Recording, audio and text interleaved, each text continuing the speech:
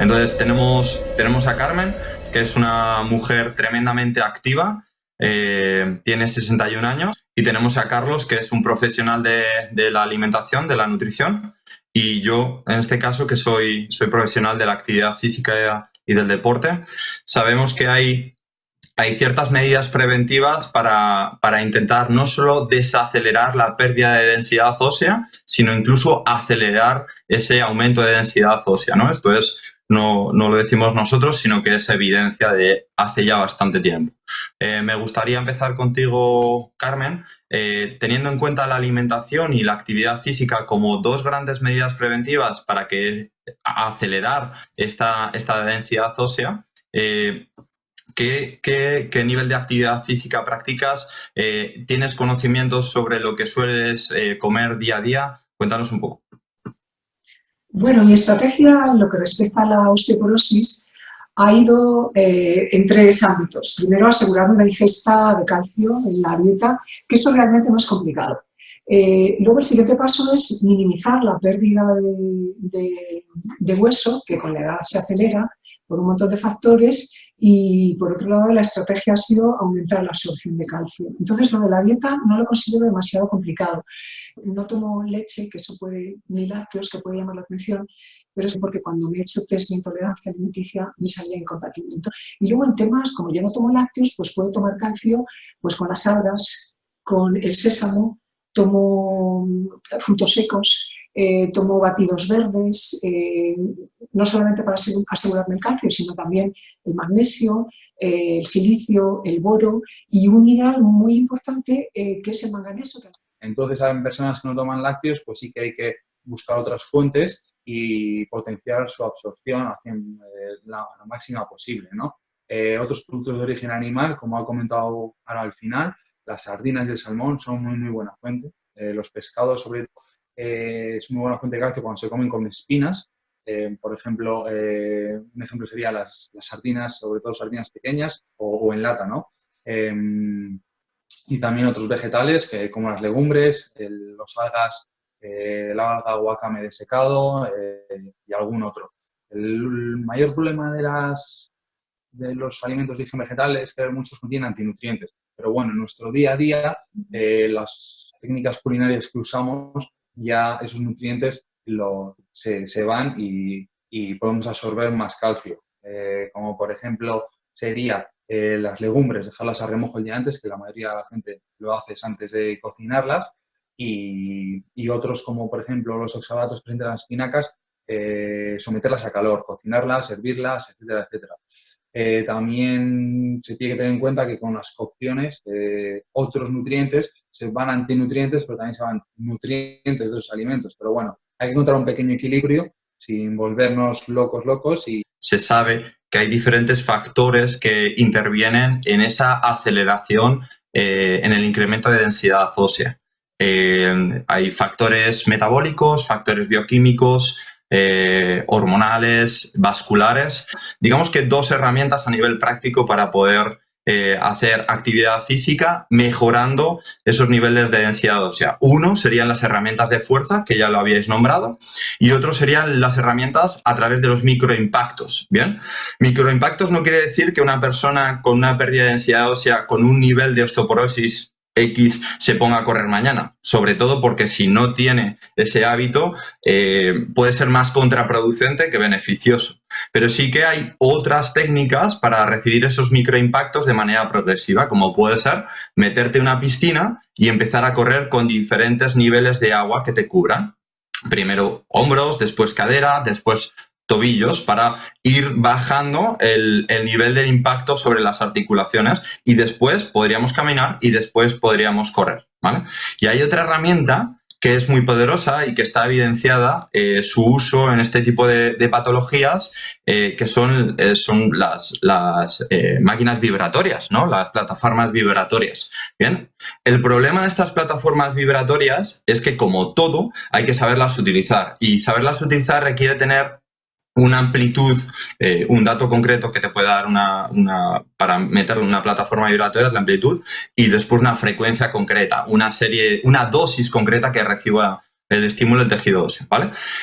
También este tipo de plataformas vibratorias no estaría aconsejado en otro tipo de casos. Por ejemplo, si tienes algún tipo de cardiopatía o incluso si estás embarazada, ¿no? No estaría aconsejado. Entonces, la prescripción de este tipo de herramientas tiene que ser con una persona, con un profesional que sepa lo que está haciendo y que conozca al paciente o a la atleta que tiene delante, ¿no? Una persona sana, ¿cuáles son esos trucos que tú tienes en el día a día para que al final del día digas, bueno, pues me encuentro bien, me encuentro saludable? Procuro sacar, pues eso, a primera hora del día un momento para hacer entrenamiento de fuerza, hacer entrenamiento aeróbico. Luego vigilar la alimentación. Procuro que en mi dieta haya mucho alimento crudo. Está muy basada en vegetales, aunque por supuesto también hay alimentos animales, carnes y pescados, pero mucho comida real, muy poco alimento procesado, porque el alimento procesado es, por así decirlo, como un enemigo, porque normalmente te acidifica y bueno, sobre todo la gestión del estrés también. Es importantísimo, a veces es imposible, pero intentar hacer algo de meditación o respiración profunda, mantenerme siempre un poco como en mi eje, o sea, no perder un poco la perspectiva de lo que soy, de para qué estoy aquí y que a lo mejor no es tan importante eso que en un momento dado te pierdes a ti misma y piensas que es tan importante y no lo es, ¿no? ¿Tú crees que el punto en el que tú estás, que me parece que es una persona que tiene mucho conocimiento sobre lo que haces, es realista con respecto al resto de la población, respecto a mujeres que se pueden posicionar en tu edad biológica? Hombre, a lo mejor hace 20 años yo te diría que no, pero es que ahora estamos en la sociedad de la información. A poco que rasques, hombre, uno tiene también que tener un poco de discernimiento, porque a veces en Internet aparecen cosas que no son veraces, pero si tú contactas con una serie de informadores o divulgadores que están formados, normalmente son médicos, son biólogos, en fin, yo me nutro de unas fuentes. Cuando no estaba Internet también me nutría, era mucho más complicado.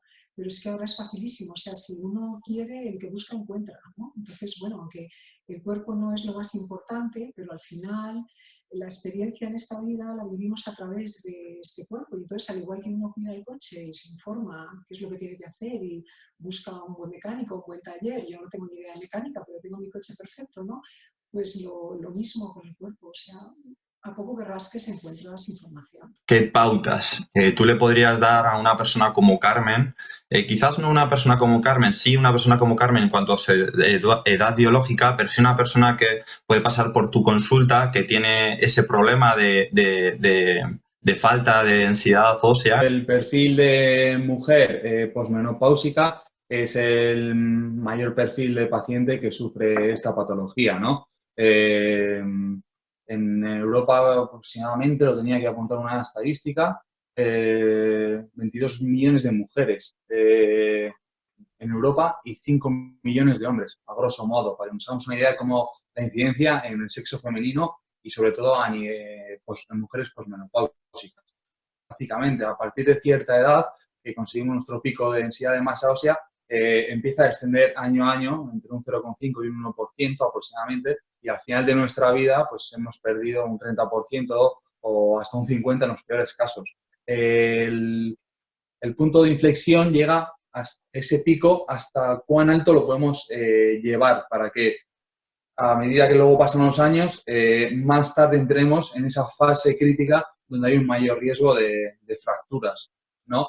Y ese pico mayor se trabaja sobre todo en la niñez, en la adolescencia y hasta los 20, 25 años conseguimos ese pico. Por eso es muy importante la actividad física, el ejercicio y el deporte en estas edades. Pero sí que puntualizar en los ejercicios de fuerza, como ha dicho Carmen. ¿Cómo buscamos que no haya falta de esos nutrientes? Pues con unas pautas dietéticas adecuadas. No nos centraríamos tanto en cantidades específicas al 100%, sino en base al punto de partida de la persona.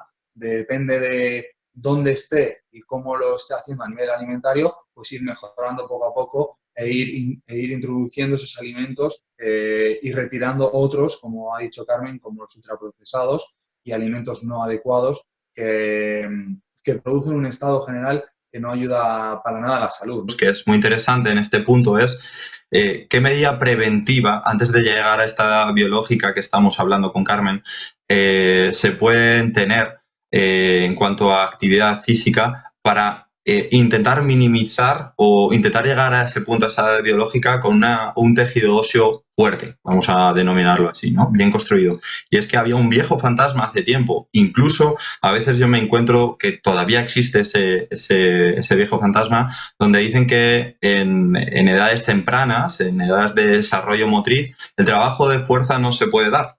El trabajo de fuerza se asocia con cargas externas amplias, con mancuernas, con barras, etcétera, etcétera. Relacionándolo con lo que estoy comentando, no solo el trabajo de fuerza es necesario en una mujer como Carmen cuando practica actividad física, sino es qué tipo de trabajo de fuerza se hace, es decir, qué tipo de tareas se plantean, ¿bien? Indicaros que como esto es algo que se está pensando para prevenir la osteoporosis en mujeres de mi edad, que llama la atención que en los gimnasios se ven pocas mujeres maduras haciendo ejercicios de pesas. Hombres sí, pero mujeres no. Entonces, quizá la generación de nuevas mujeres, las que ahora tienen 20 y tantos y tal, sí que se les ve que están ya en la zona de hierros, ahí haciendo pesas. Pero las mujeres de mi edad no tanto. Y entonces creo que quizá hay, desde los gimnasios o desde los médicos, preparadores o incluso nutricionistas, gente que trabaja con este tipo de perfil de pacientes, se debería hacer una indicación más potente para que se lanzaran a hacer pesas sin miedo. Sino que en centros médicos incluso debe existir una simbiosis entre la actividad física, entre la alimentación y eso que no nos vamos a meter nosotros a nombrar, que es la farmacología, ¿no? Porque al final todo es uno, todo va a eso, a mejorar esas posibles patologías o incluso a prevenirlas. Estoy de acuerdo en lo que dice Carmen y lo que decís vosotros, en que no se ven muchas mujeres entrenando fuerza en los gimnasios. Sí que hay chicas jóvenes y hay 20, 25, 30, 30 y pico años, ya se está quitando ese tabú, ¿no? De ver a una mujer haciendo pesas con mancuernas, que no es necesario usar las mancuernas, puedes hacer trabajar fuerza en otras disciplinas, como puede ser tan fácil que lo hay dentro de los gimnasios. En muchas de las clases colectivas se trabaja la fuerza, ¿no? Con tu propio peso corporal, etcétera, etcétera. Y ahora tenemos el problema con los niños y los adolescentes. Como hemos dicho, la osteoporosis es una enfermedad que se puede considerar pediátrica porque te la juegas todo, o el éxito o un fracaso en la niñez y en la adolescencia. Y estamos viendo ahora mismo que los niños, aparte de comer mal, son muy sedentarios y no hacen ejercicio. Por lo tanto, tienen esos dos factores para tener un mayor riesgo de sufrir enfermedades, no solo osteoporosis, cuando sean adultos. La osteoporosis, el problema que tiene es que es una enfermedad silenciosa, que cuando se pone de manifiesto normalmente ya es más difícil revertirla, ¿no? Y entonces yo creo que el gran reto es la medicina preventiva, que como se ha apuntado aquí, tendría que empezar ya en la infancia. Y que cuando se llega a mi edad, pues claro, obviamente siempre se puede hacer cosas, ¿no? De eso se trata, para eso tenemos esta iniciativa. Pero que tiene un impacto muy importante luego en la vida, si tienes osteoporosis, porque todo lo que sea problemas musculoesqueléticos te van parando, te van deteniendo. Al final eso también tiene efectos cognitivos y que realmente hay que tomárselo con mucha seriedad el asunto. Y comentan los médicos que el porcentaje de mortalidad asociado a una fractura de cadera, de cabeza del fémur, es enorme. Tenemos información de sobra, como antes comentaba Carmen, para poder saber qué es lo que está bien y lo que no está bien. Y si no la tenemos y hay demasiada información, porque también existe ese problema ahora mismo en Internet, pues existen profesionales, como puede ser el caso de Carlos o en el mío, donde pueden consultar. Y esto es algo